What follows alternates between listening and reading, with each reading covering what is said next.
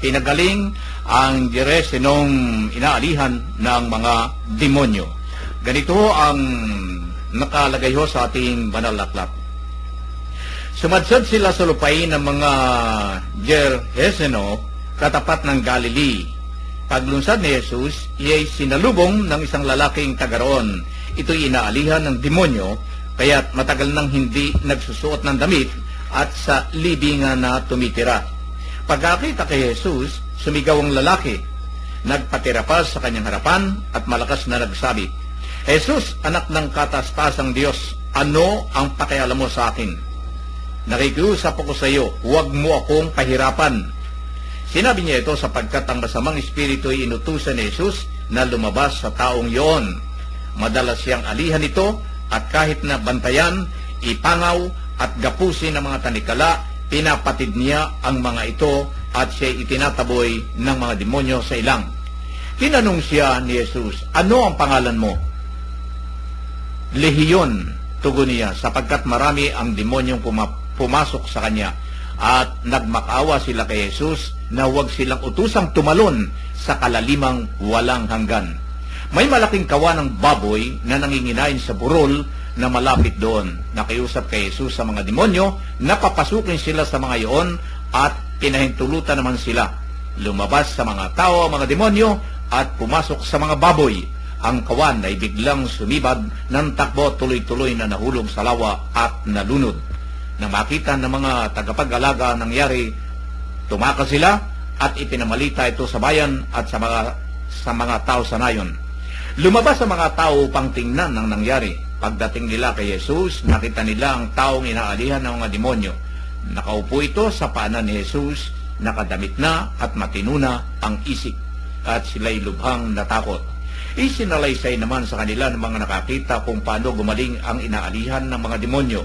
Ang mga Jereseno'y nakiusap kay Jesus na umalis sa kanilang lupain sapagkat takot na katakot sila. Kaya lumulan sila sa bangka at umalis. Nakiusap ang taong inalihan ng mga demonyo na sila'y isama, ngunit pinauwi siya ni Jesus. Umuwi ka na sa inyo, ang sabi ni Jesus, at ipahayag mo ang dakilang bagay na ginawa sa iyo ng Diyos. Umuwi nga ang lalaki at ipinamalita sa buong bayan ang ginawa sa kanya ni Jesus. Tinapos ko na ang basahin ito, pinagaling ang Jeresenong inaalihan ng demonyo. Ito, Kuya Ben, Kuya Joe, na ating binasang ito ay nagpapakita yung kapangyarihan ng ating Panginoong Jesus laban sa mga masasamang espiritu, at ito namang pagkakilala naman ng masamang espiritu sa ating Panginoong Hesus. Lumalabas rito na kilala niya ang ating Panginoong Hesus, sapagkat pagkakita kay Hesus, sumigaw ang lalaki, nagpatira pa sa kanyang harapan at malakas na nagsabi, "Jesus na anak ng kataas-taasang Diyos, ano ang pakialam mo sa akin?" Sa mga tuwid ay naruroon yung masamang espiritu, at gaya nga natin, sabi natin, kilala ng masamang espiritu ang Panginoong Hesus. Anong nakikita natin dito, Kuya Joe? Na aral na gusto kong mailipat sa atin bilang mananampalataya sa kapangyarihan ng Panginoong Hesus at dito sa mga taong inaalihan ng masamang espiritu. Mga kapatnubay, maging mga demonyo po, kilala ang Panginoong Hesus na siya ay anak ng kataas-taasang Diyos. Kahit mga demonyo po, takot sa Panginoong Hesus. Kaya kapatnubay, sana po sumunod po tayo sa mga salita ng Diyos upang hindi po tayo maparusahan. Amen. Sa mga tuwid, yung salita ng Diyos, effective yan, Kuya Joe. Tama, Kuya Min. Yung salita ng Diyos, yun ang ating gagamitin dito sa mga masasamang espiritu ito, upang sa ganon mapalayas natin dito. Tama, Kuya Min. Totoo po yan. Alam mo, Kuya Ben, itong masamang espiritu, yun ang panlaban natin eh. Yung pagkay nakakaramdam daw na ikaw kinikilabutan. Diba? Minsan mayroong masamang espiritu yan eh. Ikaw nasa isang ilang na lugar. Gabi, minsan natatakot ka. Mayroong mga bahay na pinamamahayanan ng masamang espiritu. Ang panlaban pala riyan, ika-cast out mo ito. Cast out. Ika-cast out mo itong masamang espiritu ito dahil sa pag ikinapatalo rito, di babango na balahibo mo, matatakot ka ngayon, ha? Tangay ka nila pag natalo ka. Matatalo ka na ngayon dito. So, yung salita ng Diyos, yun ang importanteng panlaban natin dito. Kuya Ben, ano po ang sa inyo naman dito?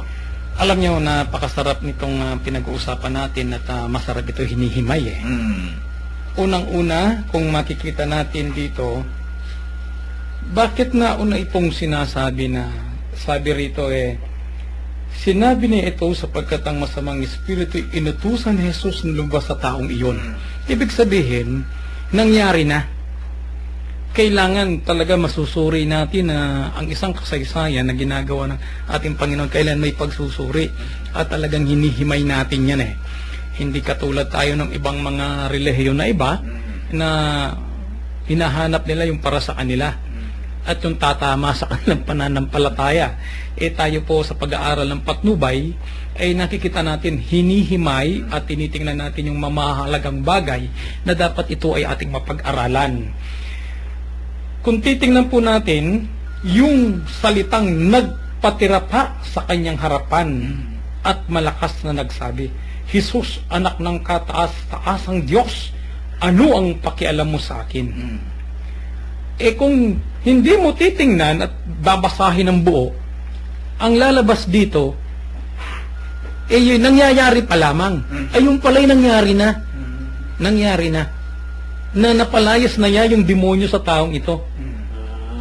Kung basahin niyo pong maayos, at sinasabi nga rito, sapagkat ang masamang espiritu inutusan ni Jesus na lumabas sa taong iyon. Kaya may reaction kaagad siya at nagpatira pa. Bigyan natin ng diin yung pagpapatira pa ng tao. Nangangahulugan yung tao kumikilala. Kasi number one, dapat nating ang pananampalataya, dapat bigyan natin muna na makilala siya. Hindi tayo maniniwala sa kanyang mga ginagawa kung di naman natin siya kilala eh. Paano mo paniniwala ng isang bagay na hindi mo nakikilala? So, number one, nakikilala. Kaya nagpatira pa sa harapan ni Jesus. Pero titingnan po natin, gaano yung kapangyarihan? Doon naman tayo sa kapangyarihan ng ating Panginoon. Kasi sabi rito, madalas siyang alihan nito at kahit nabantayan, ipangaw, gapusin, tanang tanikala, pinapatid niyang may ito at siya'y itinataboy ng demonyo sa ilang. Gaano kalakas yung kapangyarihan nitong nang pumasok sa taong ito? Marami. Isipin mo, no?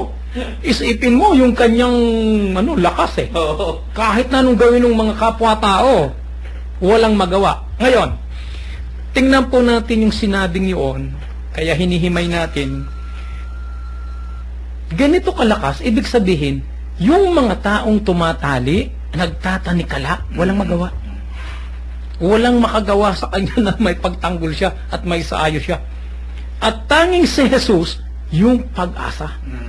Si Jesus yung tanging makapagpapaayos ng kanyang sarili. So anong po yung nakapaloob niyan dito? Wala tayong dapat asahan sa mga pagkakataon na tayo'y pinapaligiran ng masama, kundi ang Diyos lang. Diyos lang ang pag-asa natin.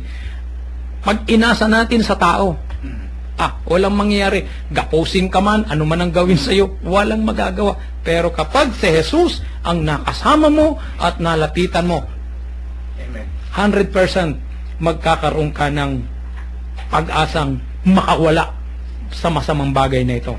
Kaya yung mga naninigarilyo, yung umiinom ng sobra, yung mga nambababae, kapag inasa ninyo yan sa kung kani-kanino lang, hindi nyo maiiwasan yan. Baka yan pa nga magsabi, tuloy mo lang yan. Alam nyo po ba, sabi nga natin, ang nakapagpapabago raw sa atin ay yung kapwa rin. Pero, yung sa likod, kapwa din minsan nagpapasama sa atin. Pero si Lord, si Jesus, pag yan ang kasama mo, at yan ang naging counselor mo, kapatid, nakatitiyak tayo na yung changes ng buhay natin ay makakamit natin. So ito pa ang susunod. nagmakaawa sila kay Jesus na huwag silang utusang tumalon sa kalalimang walang hangganan. Ito yung mga demonyo eh. Ito yung mga demonyo nagmamakaawa kay Jesus.